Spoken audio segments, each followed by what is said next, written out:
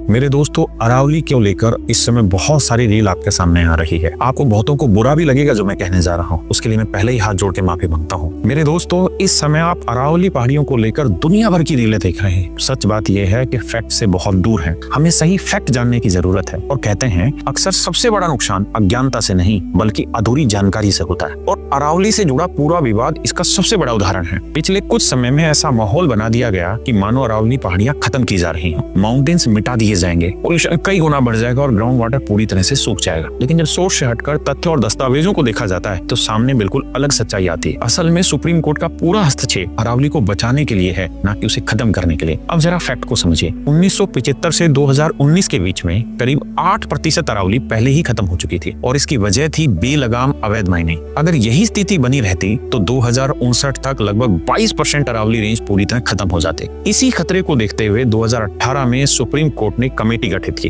उस कमेटी ने अपनी रिपोर्ट में साफ कहा पिछले 50, 60, 70 सालों में करीब 1/4 अरावली रेंज नष्ट हो चुकी है। अब सवाल था इसे रोका कैसे जाए। सबसे पहला कदम था ये तय करना कि अरावली की स्पष्ट और वैज्ञानिक परिभाषा क्या हो। यहीं से गलतफहमियां फैलाई गई और फेक नैरेटिव खड़ा कर दिया गया। कहा गया कि राजस्थान सरकार की 2002 की स्टडी जो 2006 में लागू हुई, उसके मुताबिक सिर्फ 100 मीटर से ऊपर की पहाड़ियां ही अरावली हैं और बाकी इलाकों को माइनिंग के लिए खोल दिया जाएगा, जबकि हकीकत इससे बिल्कुल उलट है। 100 मीटर वाली परिभाषा सिर्फ जियोलॉजिकल क्लासिफिकेशन के लिए थी, न कि संरक्षण खत्म करने के लिए। बाकी क्षेत्र पहले भी संरक्षित थे और आज भी हैं। अरावली सिर्फ राजस्थान तक सीमित नहीं है, ये गुजरात, हरियाणा और दिल्ली तक फैली हुई है। इसलिए जरूरी था एक कॉमन और यूनिफॉर्म फ्रेमवर्क तैयार किया जाए। इसी वजह से सुप्रीम कोर्ट ने फैसला लिया एक टेक्निकल टीम बनाई जाएगी जो गुजरात से राजस्थान तक पूरी अरावली रेंज का अध्ययन करेगी और उसके बाद ही तय होगा कि कहाँ माइनिंग संभव है और कहाँ पूरी तरह प्रतिबंध रहेगा। तब तक के लिए सभी प्रकार की माइनिंग पर पूरी तरीके से स्टे लगा दिया गया। यहाँ तक कि 100 मीटर से नीचे के क्षेत्र और 2 अरावली पहाड़ियों के बीच 500 मीटर का इलाका भी पूरी तरह से सेफ जोन रहेगा।